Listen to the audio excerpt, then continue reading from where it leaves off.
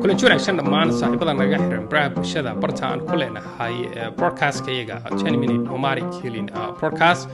waa broadcast aan ugu talagalnay inaan ku kobcino mindsetka daayarta Soomaalida ee nagu xiran indicate waxaa jira wayadan dambe inflexible and unbreakable get in touch aan ku soo qorinay baraha bulshada aan isticmaalno sida Twitter-ka, Instagram-ka, TikTok-ga iyo waliba Facebook-ga waanu uga dalahayn indicate assessment aanu wadnay wayadan dambe oo assessment aan ugu talagalnay doorashadii ka dhacday wadanka dhawaan ee uu ku soo baxay xisbiga mucaaradka wadani ee lagu doortay madaxweynaha hadda jooga Dr. Abdiraxmaan Maxamed Cabdilaahi Ciro iyo magacaabisii cabinetka golaha wasiirada cusub ee uu magacaabay falcelintii ka timid indicate waan uga dalahayn assessment-kayagan oo sida warqadan idinka muuqata indicate assessing habits of people's political thinking waxa loo yaqaan caadooyinka ama fikirka dhanka siyaasadda ee bulshadeenu ay ka qabaan arrimaha siyaasadda keyword-keenuna wuxuu noqon doonaa indicate accuracy factual beliefs politicians iyo waxa loo yaqaan open minded thinking and active open minded thinking oo dadku siyaabo kala duwan ay runtii uga hadlaan arrimaha siyaasadda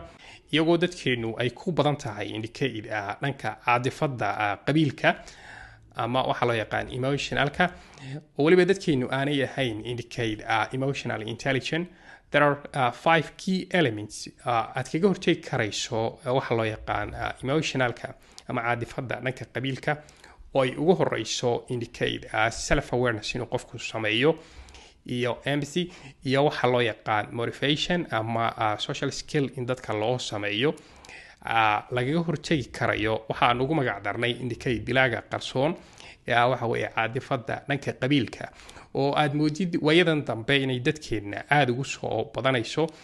oo ay dadku xiiseynayaan dadka ka hadlaya arrimaha qabiilka iyo kala qaybinta bulshada aadna loo danaynayo topigyada la xiriira arrimaha si haddaba aan uga hortagno waxaanu samaynay assessment-kan inflexible get in touch-kii aanu samaynayna wuxuu la xiriiraa arrinta waxaan si ka raali gelinayaa cid kastoo dhibsatay oo u aragtay runtii inaanu ka leenahay dana gaara ama shakhsiyaad gaara ku weerarayno arrintaas oo dhammaanteed ciddii dhibsatay aan mar labaad ka raali gelinayno waxaa muhiima runtii in dadka laga wacyigeliyo arrimaha dhanka qabyaaladda ama cunfiga reernimada oo aad moodid inay nagu soo badanayso weliba baraha bulshadu ay saameyn xoog leh nagu hayaan haddaba message-ka aan dirayaa maanta induction-ka programkeenani uu quseeyaa waxay tahay indicate barnaamij hordhaca oo aan ugu talagalnay assessment-kan markaanu soo dhammayno indicate inaanu ka diyaarino program dhammaystiran oo aanu bulshada kaga wacyigelinayno arrimaha ka hadlay qof kastoo intellectual oo reer Somaliland oo xiiseynaya inuu barnaamijkan qayb ka noqdo si daahfuran ayaanu ugu soo dhaweynaynaa oo barnaamijkan qayb ka noqon doona hadduu rabi raali ka noqdo wax kale oo iyadna muhiim saaxiibadii naga xidhnaa YouTube-ka oo aanu in muddo ka maqnayn waanu ka raali gelinaynaa isu soo laabashada aan idin xuli doonaana waxay noqon doonaan programyo aad kaga bogan doontaan wacyiga markaa taagan haddaba barnaamijkeenani wuxuu hordhac u yahay sidaan horeba uga dhawaajiyey assessment-ka aanu wadno aan ku qiimeyn doono arrinta aan ugu magac darnay dilaaga qarsoon ee dadku aanay ku baraarugsanayn cunfiga qabiilka iyo qabyaaladda dadku aad moodid wayadan dambe inuu xiise gaara u leeyahay barnaamijkoodaasuu daaran yahay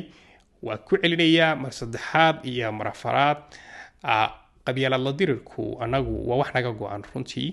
mana aha tool aanu isticmaalno ama aanu u adeegsano dadkayaga ama distractionka dalkeena number 1 waxaan ahay qofka u taagan si aan uga hortagi lahayn qabyaaladda waligii qabyaalad kama hadlin meel qabyaalad lagaga hadlana ma dhex tegin mana ku ololayn igana filan maysaan runtii indicate cid kastoo ay ku soo dhacday ama aamintay wadaadkii wuxuu u rartay indicate dhanka reeraha iyo ka hadalkooda waa ka raali gelinayaa waana ka xumahay runtii muhiimadda aan ka lahaynaa waxa weeye assessment-keenan inaanu eegno falcelinta loo helana waxaan hore uga dhawaajiyey in qof kastoo intellectual ah oo barnaamijkan qayb ka noqon karaya reer Somaliland academiga experience fiicanna u leh arrimahan inaan ku invite garaynayno programkeenan oo ah program furan oo ay cid waliba si xor ah uga qayb qaadan karayso mahadsanidin